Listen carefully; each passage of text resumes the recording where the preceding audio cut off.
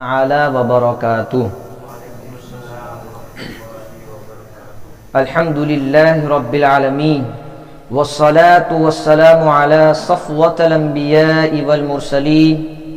قال الله تبارك وتعالى في القرآن المجيد والفرقان الحميد. أعوذ بالله من الشيطان الرجيم. بسم الله الرحمن الرحيم. من يطع الرسول فقد اطاع اللہ. صدق اللہ العظیم.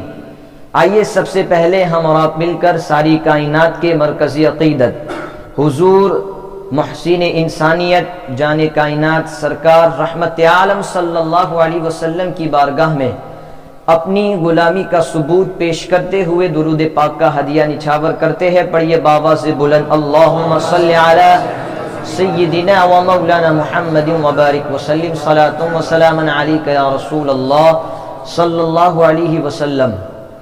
ہم اور آپ نماز جمعہ کے لیے اکٹھا ہوئے ہیں. دعا ہے رب قدیر سے ہماری نماز کو قبول فرمائے اور جمعہ کی مقبول کڑیوں میں کی جانے والی دعاؤں کو رب قدیر اپنے حبیب کے فضل سے قبول فرمائے.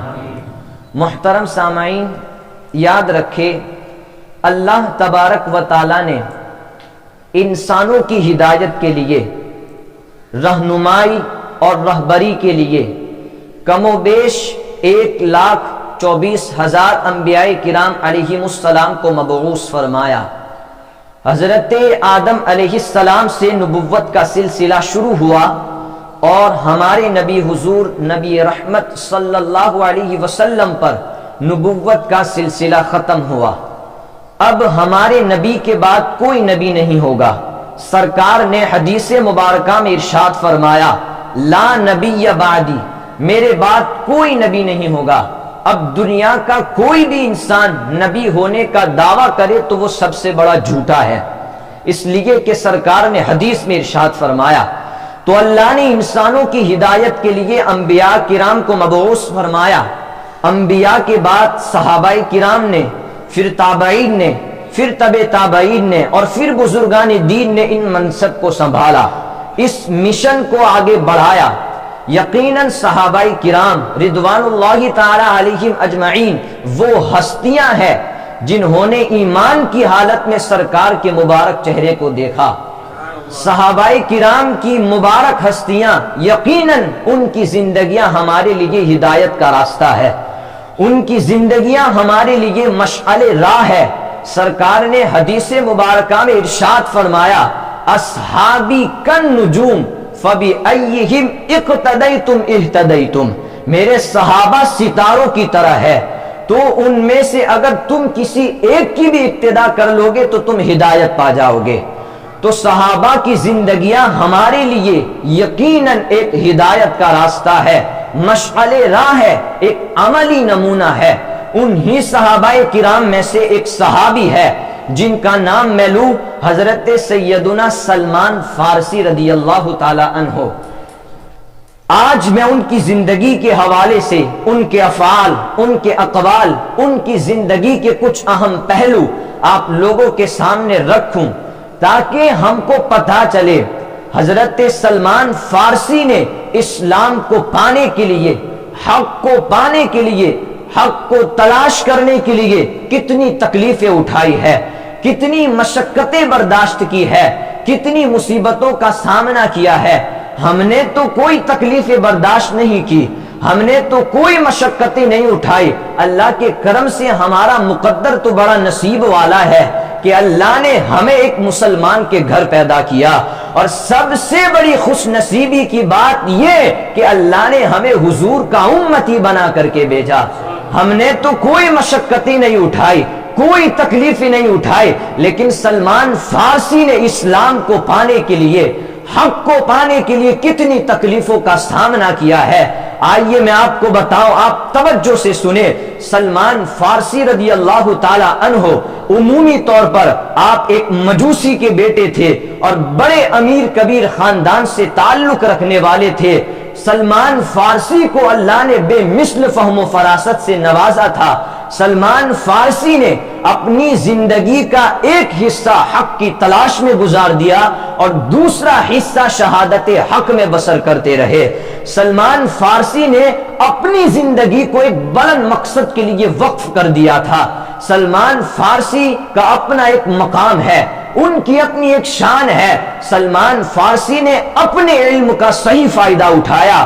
سرکار ان کے علم کے حوالے سے ارشاد فرماتے ہیں، ابو صالح کی روایت ہے، آقا ارشاد فرماتے ہیں کہ اللہ نے سلمان کو علم کا ایک حصہ عطا فرمایا۔ حضرت ابو سعید سے روایت ہے، سرکار ارشاد فرماتے ہیں کہ سلمان عالم لا یدرک، کہ سلمان ایسا عالم ہے کہ اس کے مقام تک کوئی نہیں پہنچ سکتا۔ حضرت علی کی بارگاہ میں کچھ لوگ آئے، کہنے لگے کہ ہمیں سلمان فارسی کے بارے میں کچھ بتائیے، تو حضرت علی نے ارشاد فرمایا، اوتی العلم الاول والعلم الاخر لا یدرک ما عنده، کہ اللہ نے سلمان فارسی کو اول کا بھی علم عطا فرمایا، آخر کا بھی علم عطا فرمایا، اور جو کچھ ان کے پاس ہے اس کو کوئی حاصل نہیں کر سکتا، اور اس معاملے میں ان سے کوئی سبقت بھی نہیں لے جا سکتا۔ تو سلمان فارسی کی اپنی ایک شان ہے، اپنا ایک مقام ہے۔ صحابہ کرام میں سب سے لمبی عمر اگر کسی نے پائی ہے تو وہ سلمان فارسی ہے۔ ان کی عمر کے متعلق بہت سے اقوال ہے، اس میں سے ایک قول یہ بھی ہے کہ حضرت سیدنا سلمان فارسی نے 350 سال کی عمر پائی ہے۔ کسی صحابی نے اتنی لمبی عمر نہیں پائی جتنی سیدنا سلمان فارسی نے پائی ہے، تو ان کا اپنا ایک مقام ہے۔ اور سلمان فارسی کے اسلام لانے کا واقعہ بڑا مشہور ہے، بڑا معروف ہے، بڑا دلچسپ بھی ہے۔ آئیے میں آپ کو بتاؤں تاکہ ہمارے دلوں کے اندر جذبے پیدا ہو، ہمارے دلوں کے اندر خلوص پیدا ہو، دین کا جذبہ پیدا ہو۔ سلمان فارسی کی بارگاہ میں ایک شخص آیا، کہنے لگا کہ حضرت آپ نے اسلام کو کیسے پایا، آپ نے حق کو کیسے تلاش کیا؟ تو سلمان فارسی نے کہا کہ میں نے بہت دور سفر کرتے کرتے اسلام کو اور حق کو پایا۔ کہا تفصیل سے بتائیے؟ تو مسند امام احمد بن حنبل کی حدیث ہے، مسند امام احمد بن حنبل کی حدیث ہے۔ امام احمد نے پورا ایک باب سلمان فارسی کی احادیث کا باندھا ہے۔ اب آپ توجہ کے ساتھ سننا، حضرت سلمان فارسی کہتے ہیں کہ میں ایران کے ایک شہر اصفہان کا رہنے والا تھا، میرے باپ کا مذہب مجوسی تھا، یعنی آگ کی پوجا کرنا، اور میں امیر کبیر خاندان سے تعلق رکھتا تھا، اور میں اپنے باپ کا ایک لوتا بیٹا تھا اور بہت چہیتا بیٹا تھا۔ میرے باپ نے مجھے اس طرح پالا تھا جیسے لوگ اپنی بیٹیوں کو پالتے ہیں، یعنی میں گھر کی دہلیز سے کبھی باہر نہیں نکلا، میں گھر کے اندر جوان ہو گیا۔ میرا کام صرف یہ تھا کہ گھر کے اندر چراغ جل رہا ہے، اس کے پاس بیٹھ کر کے اس کی عبادت کرنا، اس کی پوجا کرنا اور اس کو بجھنے نہ دینا، میرا کام صرف یہ تھا۔ اور میں ایسے دین کی تلاش میں تھا جو حق پر ہو، میں ایسے دین کی تلاش میں تھا جو سچا ہو۔ میں گھر کی دہلیز سے کبھی باہر نہیں نکلا، اتنے لاڑ سے اور ایسے جذبے سے میرے باپ نے مجھے پالا تھا، اور میرے باپ کی بہت بڑی جاگیر بھی تھی۔ کہتے ہیں کہ اصفہان کے تحت جتنے علاقے تھے تمام علاقوں کے سردار میرے والد محترم تھے۔ ایک دن ہوا یوں کہ میرے والد محترم کام میں بہت زیادہ مصروف تھے، مجھے بلایا، بیٹا سلمان ادھر آؤ۔ میں قریب گیا تو میرے والد نے مجھے کہا کہ بیٹا فلاں جگہ پر میرے بندے میرا انتظار کر رہے ہیں، یہ خط لو اور اس خط کو میرے ان بندوں تک پہنچا دو۔ تو سلمان فارسی نے وہ پیغام لے لیا۔ سلمان فارسی کہتے ہیں کہ میں گھر کی دہلیز سے کبھی باہر نہیں نکلا تھا، لیکن جب پہلی دفعہ گھر سے باہر نکلا تو ہمارے گھر کے قریب ہی عیسائیوں کا ایک بہت بڑا چرچ تھا، عیسائیوں کا ایک بہت بڑا گرجاگھر تھا۔ تو میں نے جب اس کی عمارت کو دیکھا تو مجھے تجسس پیدا ہوا کہ لاؤ میں اندر جا کر کے دیکھوں۔ سلمان فارسی اندر داخل ہوئے تو وہ لوگ عبادتیں کر رہے تھے، تو سلمان فارسی کو ان کی عبادت کا طریقہ بڑا پسند آیا۔ سلمان فارسی نے ان سے پوچھا کہ بھائی یہ کون سا دین ہے؟ تو انہوں نے کہا کہ یہ عیسائیت ہے۔ تو سلمان فارسی نے پوچھا کہ کیا کوئی اس کے بہت بڑے اور ماہر عالم دین ہے؟ تو کہا ہاں ہے، لیکن وہ یہاں نہیں ہے بلکہ وہ ملک شام ہے۔ تو سلمان فارسی کے اندر اور تجسس پیدا ہوا، کہنے لگے کہ بھائی میں وہاں تک کیسے پہنچوں گا؟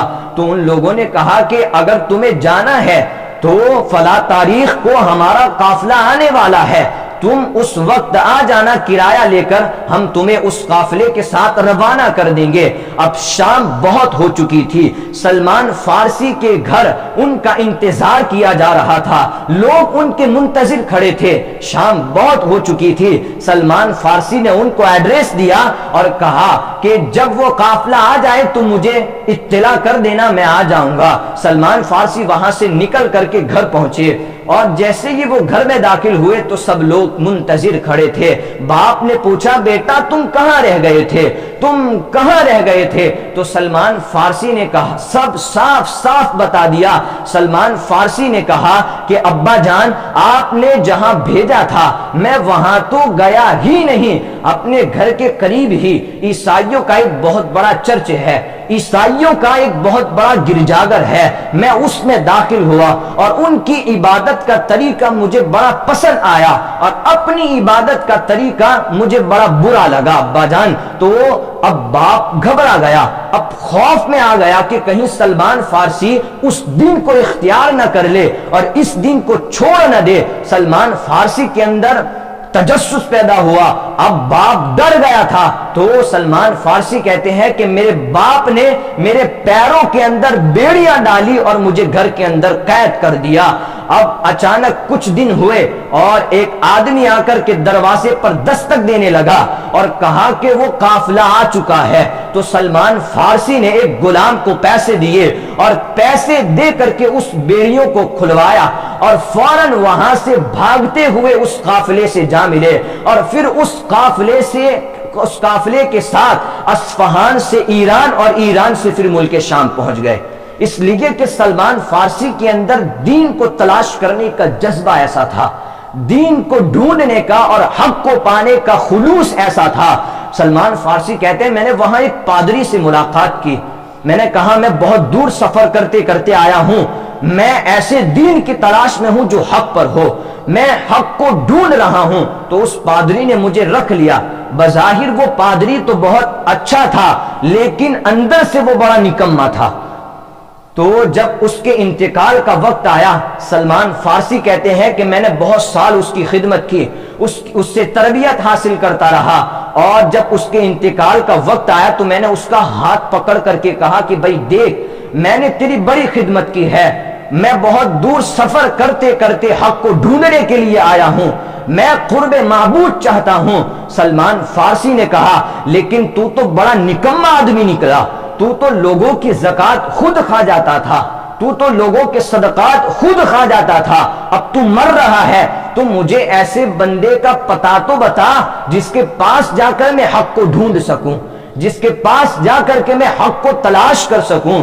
تو اس پادری نے کہا کہ ٹھیک ہے کوئی بات نہیں، عراق کے علاقے کے موصل کے اندر ہمارے مذہب کا ایک پادری رہتا ہے، تو اس کے پاس چلا جانا۔ سلمان فارسی کہتے ہیں کہ میں نے اس کی تدفین کی، تدفین کے بعد میں عراق کے شہر موصل میں پہنچ گیا، میں نے وہاں پادری سے ملاقات کی، کہا فلاں شخص نے مجھے بھیجا ہے اور میں دین کی تلاش میں ہوں۔ سلمان فارسی کہتے ہیں میں نے وہاں بھی کچھ سال گزارے، اس سے تربیت حاصل کرتا رہا، حق کو ڈھونڈتا رہا۔ پھر جب اس کا بھی انتقال کا وقت آیا تو میں نے اس سے کہا کہ بھائی کوئی صحیح بندے کا پتہ بتا، تو اس پادری نے کہا کہ تو یہاں سے غموریہ چلا جا، وہاں ہمارے مذہب کا ایک بہت بڑا پادری رہتا ہے، ایک بہت بڑا عالم رہتا ہے اور وہ بڑا نیک انسان ہے۔ سلمان فارسی کہتے ہیں اس کا انتقال ہوا، میں نے اس کی تدفین کی اور پھر وہاں سے غموریہ چلا گیا۔ جیسے ہی غموریہ پہنچا تو میں نے اس پادری سے ملاقات کی اور کہا کہ بھائی دیکھو میں بڑی دور سفر کرتے کرتے آپ کے پاس آیا ہوں، فلاں شخص نے مجھے بھیجا ہے، میں دین کی تلاش میں ہوں، میں حق کو ڈھونڈ رہا ہوں، کوئی ہے جس کو میں تلاش کر رہا ہوں مگر وہ مجھے مل نہیں رہا، میں نے اس کی خاطر اپنے والد کو چھوڑا ہے، میں نے اس کی خاطر اپنے خاندان والوں کو چھوڑا ہے، میں نے اس کی خاطر اپنے ملک کو چھوڑا ہے۔ کوئی ہے جس کو میں ڈھونڈ رہا ہوں مگر وہ مجھے مل نہیں رہا۔ جب اس پادری نے اس کی یہ باتیں سنی تو اس نے اپنے آپ کے پاس رکھ لیا۔